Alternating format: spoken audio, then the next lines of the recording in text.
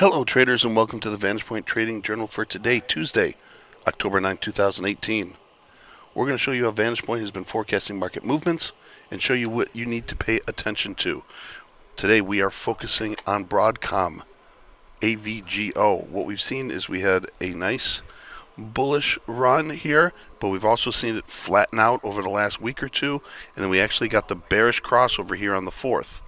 We have the predicted range below yesterday's actual range, and then we have the neural index here in the red showing short-term weakness. Those three things together is telling me that I want to look to the downside.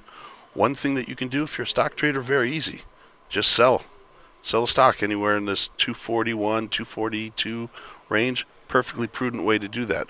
For those of you who are interested in options though, you might want to take a look at the Broadcom, that's AVGO, 245, 247 call spread expiring on October 12th, selling that for $1. The most you can gain is the premium that you collected, which is $1. The most you can lose is the width of the spread less the premium that you collected.